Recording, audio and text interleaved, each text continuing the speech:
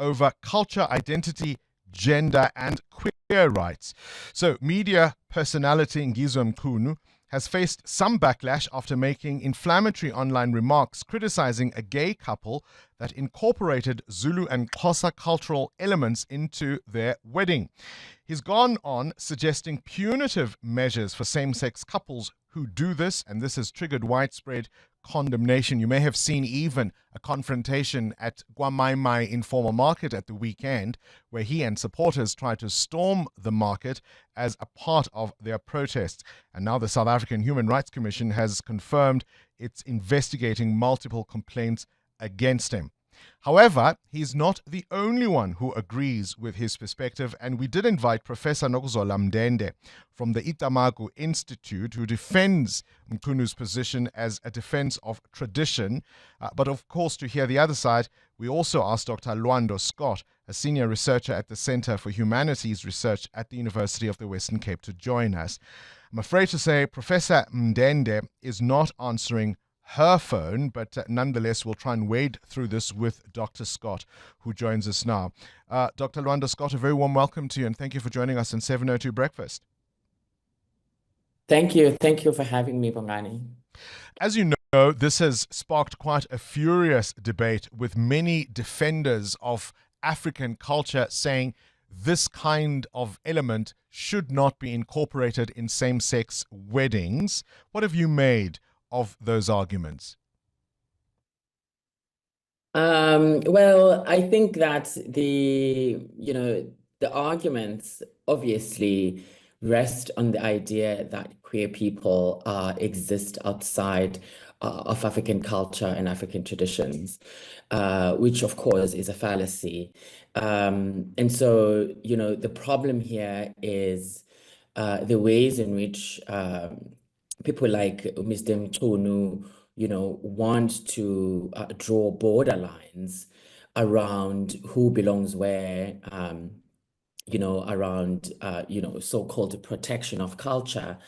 And so, I mean, these are really strategies around the use of power in, demarcating who belongs and who doesn't. And one could say,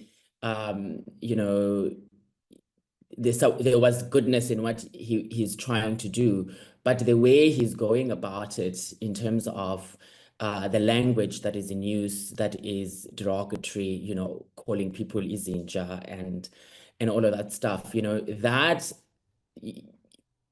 is more incites violence. Sure. More than anything. Look, that is obviously quite objectionable. I mean, using that inflammatory language, as I said in my introduction. But if you look at the merits of what he is trying to argue in terms of, for example, the regalia, the traditional regalia that would have been worn traditionally, say, for example, by Amabuto, to incorporate that into same-sex weddings, he says is objectionable. Does he have a point? Well, I don't know. That then, I mean, the question then becomes, why this one? Why has he gone around objecting to the use of this in every other setting? Is this the only setting where this is not allowed? So the problem with this is that, again, who is in charge of culture in this setting? Who is in charge of saying, what can be worn when? Because, I mean, for me, part of what's interesting here is, there's been couples since, I remember there was a couple 12 years ago who, used this regalia, if you want, in their same-sex weddings, and there was nothing about it. And there's been many, many couples since then.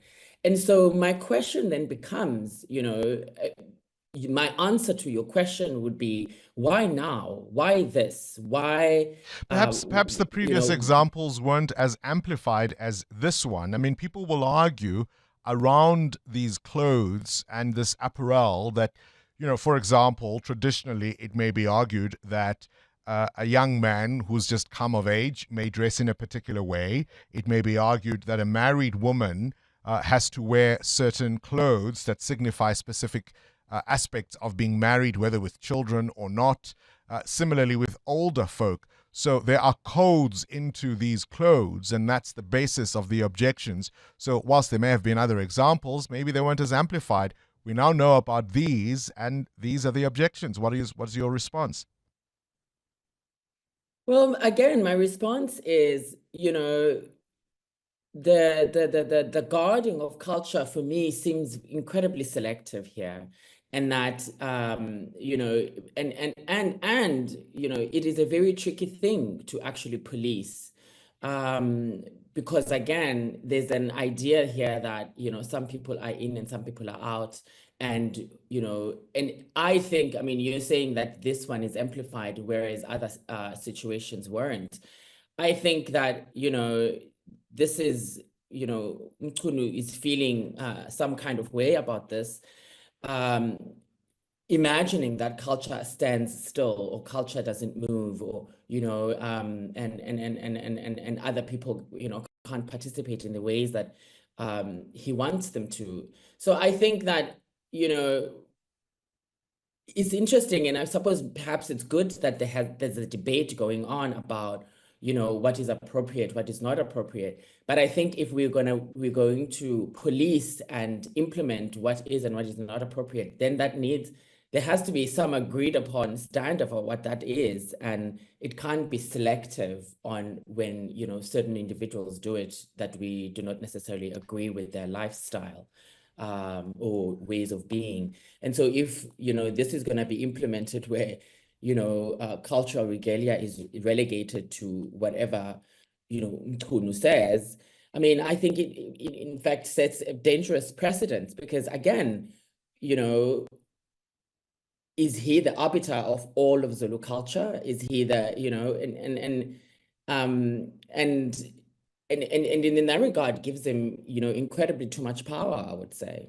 All right, Dr. Scott, I'm going to ask you to stay on the line. We found our other guest, Professor Nokuzola Mndende. And to be clear, I'm playing devil's advocate here, trying to put a spotlight on both sides of the arguments.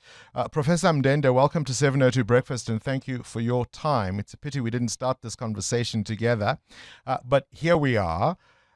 You are of the view that the inflammatory remarks made by Mr. Mchunu notwithstanding, in general, you're opposed to the idea of same-sex couples wearing this kind of regalia at their ceremonies.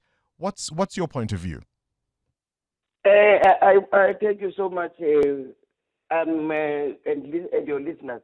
I just want to correct one thing. What I agree with Ngizwe Mchunu is the fact that marriage between two people of the same sex is, to me personally, I don't promote it, but not the inflammable things that you are saying. Yes. So what I'm saying that it is if you can give me just 1 minute, what I'm saying that is that the democracy that people are crazy about today and the laws that are being passed are unfortunately concentrating on individualism and not on the effects of the people around the individual. In fact, these laws are destroying the unity of the people. And wherever we are, Bongani, in South Africa, I don't want to talk about outside, in South Africa, because we're talking about our constitution. What is important amongst us is the genealogy. We must know where you come from, and so on and so on. And unfortunately, also, marriage with us, it is a union between two families and not between two individuals. The reason it's between two families is because this child must have an identity that is going to be proud of, must know who is the mother, who is the father, who is the maternal grandmother, who is the paternal grandmother, and so on and so on. So if now we're talking about marriage between two homosexuals, it is unfortunately that there will be no children there. Even if they talk about adoption, you are adopting a child whom you don't know the blood relationship with. So this is destroying the family structures. This is destroying the family relationships. This is destroying the cultures because you have got a foreign language that we are having now. So what I agree, and also All right, when it I've comes got to to come the in there. regalia, I've got to come in there, and we'll come to the regalia in a moment, Professor Mndende. But okay. does culture not belong to all who claim it? And isn't there something objectionable to the idea that African culture is often framed as something that doesn't evolve, that is frozen in a moment in time? If people are saying, this is who we are, this is what our identity is, and we are also proudly part of this culture, why shouldn't they claim all of those aspects of themselves? It is unfortunate that this question all focuses on the indigenous peoples of this world, because if you can go to India, you know a Maharaj. If you can go to the Islamic State, they are communal. They know what they are doing. Why this thing is always, this distraction is always followed by the Africans?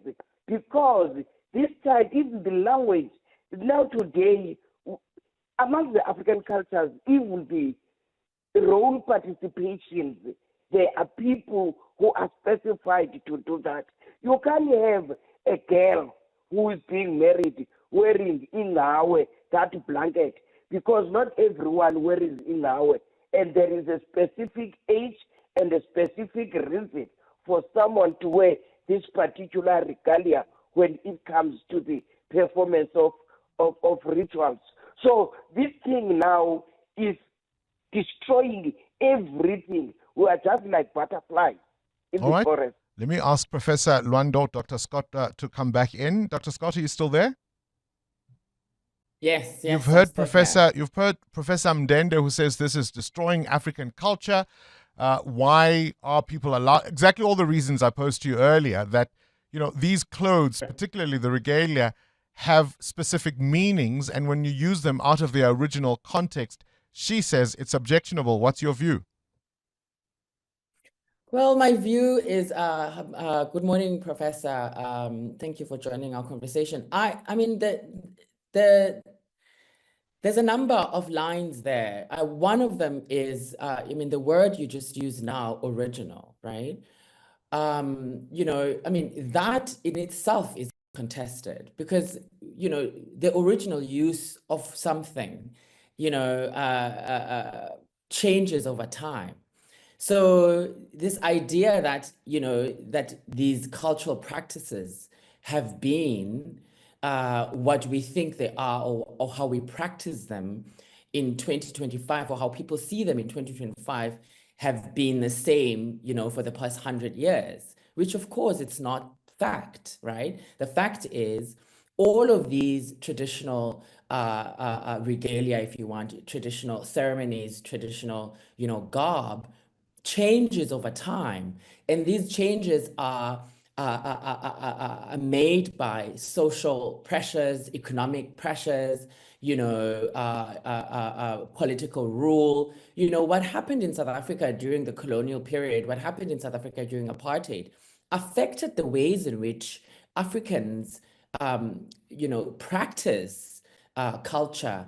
And so to say, that, people like Mchunu have the authority of what was, what was, right?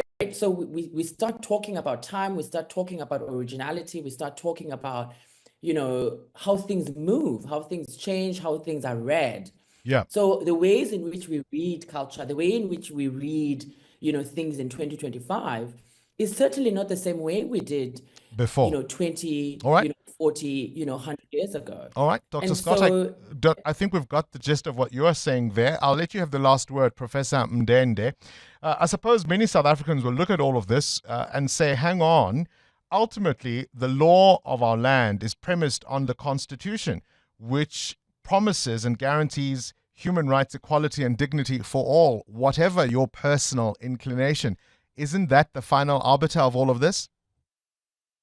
Bongani, it's a pity my fellow Africans are betraying us, because you will never find that in the Muslim community finding two gentlemen marrying, or two women, let us put it like that, not on gender lines, two women married and having that head of an imam, or in Jewish community, that what they put on the head, I don't know his name, I'm sorry, I'm not undermining that, putting them on a marriage. So you only find us this thing of confusion amongst us as Africans, because we think that dynamism means to be like the West. And unfortunately, this constitution is an imported constitution that is destroying, I'll repeat it, that is destroying African culture. So constitution be damned. This should not happen. That constitution is not ours, Bongani. It's meant to confuse, to dismantle the best of the African culture. All right, because Professor. Now you find our children being scattered like sand in the sea. Okay, Professor Nokuzola Mndende, appreciate your time. I'm going to leave it to our listeners, 702 Landers, wherever you are, where you sit on this debate. Appreciate both my guests joining us there, Dr. Lwando Scott from the University of the Western Cape and Professor Nokuzola Mndende from the Icamagu Heritage Institute. Current events, developing stories, tough questions. Your voice making a difference. This is Breakfast with Bongani Bingwa.